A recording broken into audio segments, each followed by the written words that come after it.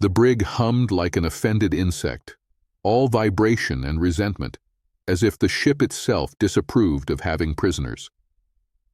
Caleb lay on the narrow bunk, hands locked behind him, counting the seconds by the flicker of the overhead light, which blinked with the confidence of something that had never been properly repaired. Somewhere beyond the bulkhead, weapons fire rattled, distant but enthusiastic, the sound of people who believed shouting made things work better. He had learned that sound well. Pirates were nothing if not expressive. He had also learned not to expect surprises. That lesson had been beaten into him long before the chains, long before the brig, long before the name former pilot started sounding like a bad joke told at his expense. So when the cell door slid open without warning, he assumed it was another guard with a clipboard and a personality disorder. Instead, it was a woman. She leaned against the frame as if the ship belonged to her, long ears angling slightly backward, eyes sharp and amused. Her jacket looked like it had once been a uniform and had since lost several arguments with reality. Smoke drifted behind her, and the alarms wailed as if trying to interrupt her entrance. "Well," she said, looking him over, "at least they didn't forget to feed you. That would have been rude." Caleb stared. "Either I'm hallucinating again," he said, "or someone promoted sarcasm to captain." She smiled, slow and pleased, and stepped inside. The door did not close behind her. That felt important. "You always did open with insults," she said. "I missed that." "I don't remember you," Caleb said, which was true and also a problem. His memory was a collection of holes stitched together with stubbornness. Faces came and went, voices blurred. Names fell through cracks and never hit the bottom. She crouched in front of him and produced a key chip from her pocket, twirling it between her fingers. "That's the tragic part," she said. "You used to remember everything. You were unbearable about it." The ship rocked violently, and something exploded with enough enthusiasm to knock dust from the ceiling. Caleb raised an eyebrow. "Is now a bad time to ask who you are?" "Lyra," she said, unlocking the restraints with a soft click. "And yes." The chains fell away.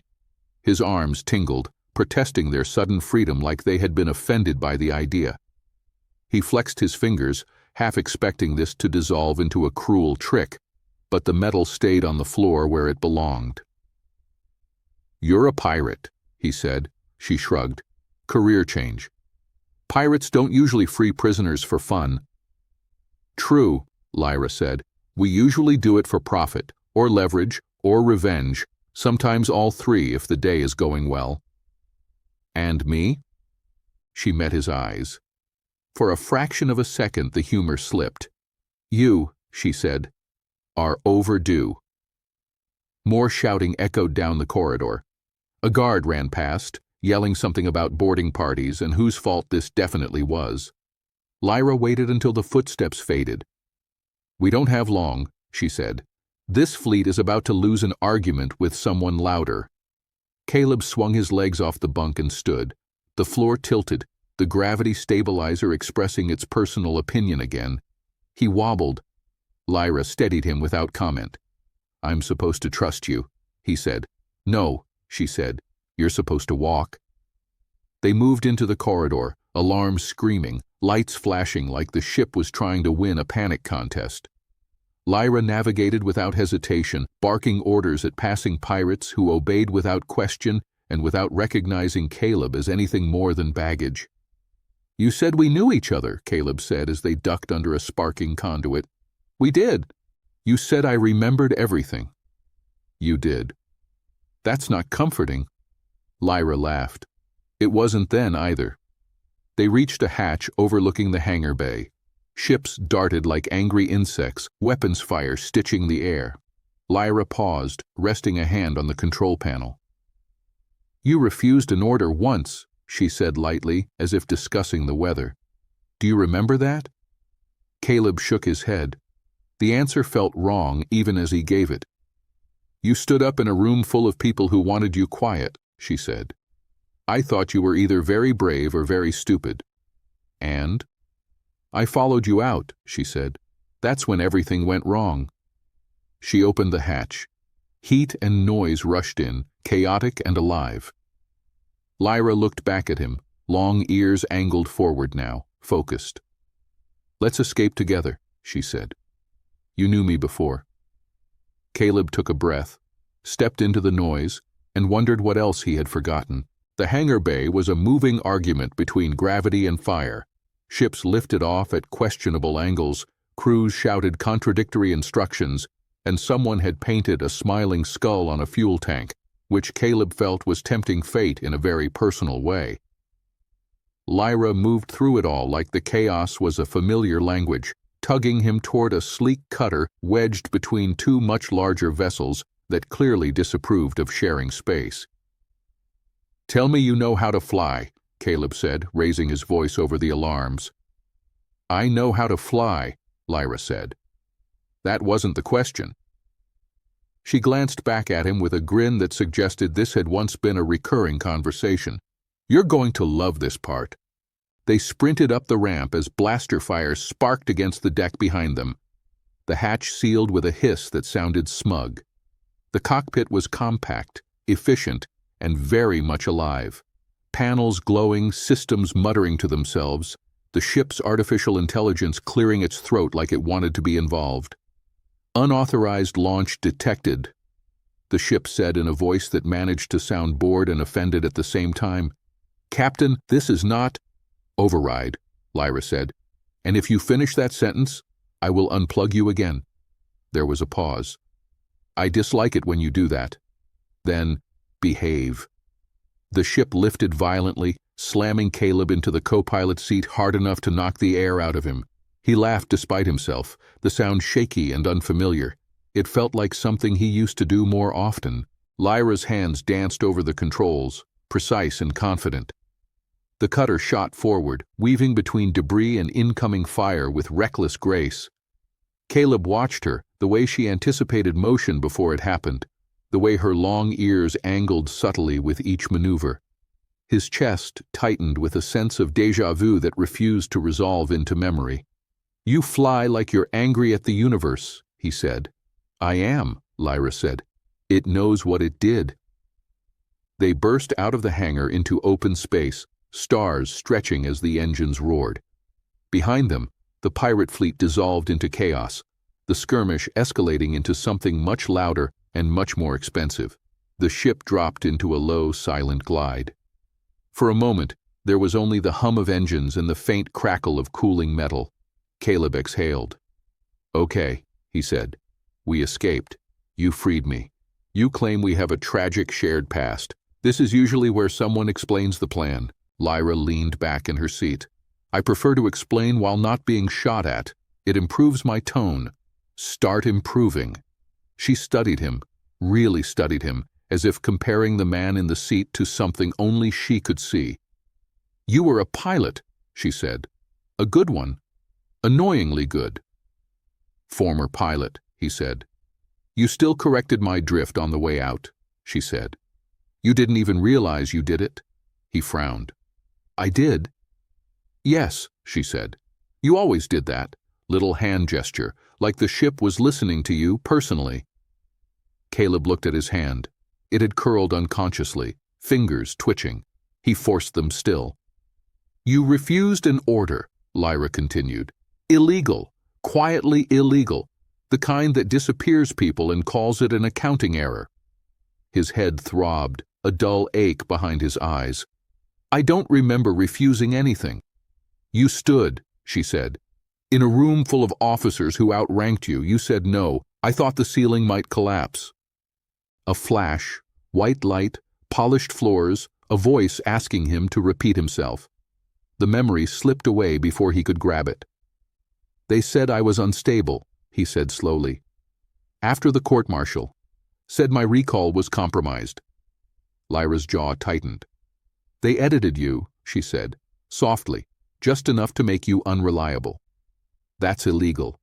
She smiled humorlessly. So was the order you refused. Notice a pattern? The ship's AI cleared its throat. We are entering hostile surveillance range. May I suggest not revisiting traumatic memories at this time? Lyra pointed at the console. No one asked you. I feel compelled to note, the ship said, that repression has a statistically significant chance of catastrophic emotional release later. Caleb snorted. Great. Even the ship thinks this is a bad idea. Lyra glanced at him, the humor returning briefly. You always liked arguing with machines. Made you feel superior. Do I win? Rarely. They drifted through a field of shattered satellites, Lyra navigating with practiced ease. Caleb watched the stars, trying to breathe through the pressure building in his chest. Trusting her felt dangerous. Not trusting her felt like lying to himself. You became a pirate, he said. I became useful, she replied. Raiding routes, listening posts, people talk when they think you're lawless. And me? Lyra met his eyes again. You were supposed to testify, she said. You never got the chance. Silence settled between them, heavy, but not unbearable. Outside, space stretched endless and indifferent. Caleb finally spoke. If I remember, he said, it's going to hurt. Lyra nodded. Yes. And if I don't? She smiled, softer this time. Then we make new trouble. The ship slipped into the dark, carrying them both forward, whether they were ready or not. The ship settled into a quiet orbit at the edge of a pale blue star, its light washing the cockpit in something that almost felt forgiving. Caleb had learned, over the last stretch of hostile space, that Lyra chose places like this on purpose. Not hidden, not obvious, just inconvenient enough that no one came looking unless they already knew where to look, which, she had said once with a crooked smile, was the entire point of survival. He sat alone at the navigation console, hands resting where they now felt natural, familiar in a way that went beyond muscle memory. The ship responded to him again, not instantly, not obediently, but with recognition, as if an old argument had finally ended in a truce.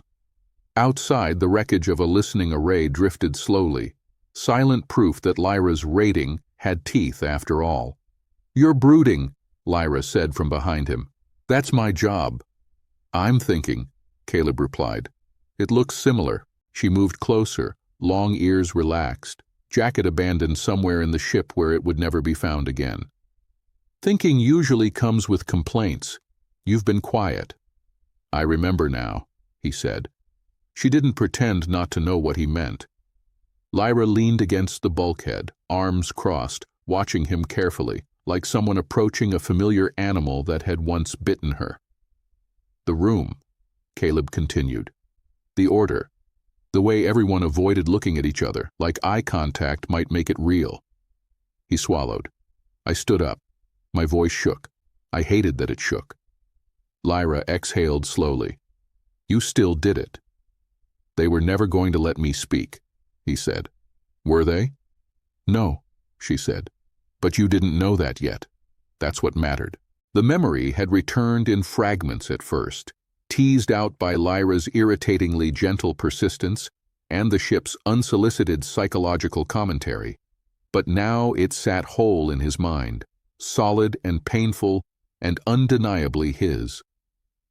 He remembered the moment security escorted him out. He remembered seeing Lyra across the room, furious and helpless. He remembered thinking, absurdly, that he should apologize for making things worse.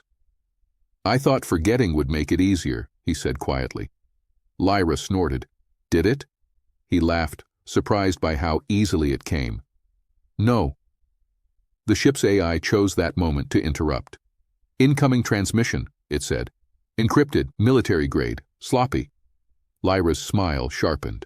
That'll be them.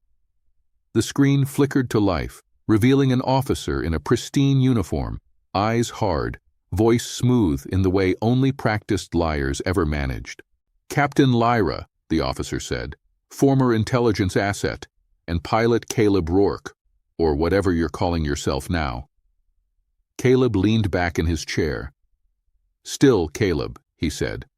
I checked. The officer ignored him. You have information that belongs to us. Return it, and we may be willing to discuss leniency." Lyra laughed. Actually laughed. "You erased his memory," she said. "You framed me, and now you want to negotiate?" "You're pirates," the officer said. "This ends one way." "Funny," Caleb said. "You said the same thing years ago." He reached forward, fingers moving with confidence he no longer questioned, and triggered the data release. The ship transmitted everything Lyra's network had gathered: logs, orders, recordings, proof layered on proof, broadcasting it across open channels the faction could never fully contain. The officer's face drained of color. "This," Lyra said, "is me resigning properly." The transmission cut. Silence followed, thick and satisfying. The ship drifted unconcerned. Outside, the pale blue star burned steadily, indifferent to justice but generous with light. Lyra leaned her head back against the wall. "Well," she said, "that's going to ruin several careers." Caleb stood, stretching, feeling older and lighter all at once. "Think they'll come after us?" "Absolutely," she said. "Eventually." "And until then?" She glanced at him, expression softer than he'd ever seen it. "Until then, we keep moving. We listen. We interfere. We steal from people who deserve it." He considered that. The anger he'd carried for years felt different now, not gone, but focused, useful. "I'm not the person I was," he said. "No," Lyra agreed. "You're better dressed now." He smiled. "I mean it. I'm not just a pilot anymore." Lyra stepped closer, close enough that he could see the faint scar near her jaw, the one she never talked about. "You're someone who remembers," she said. "That counts for a lot." Caleb nodded. "Then let's make it count."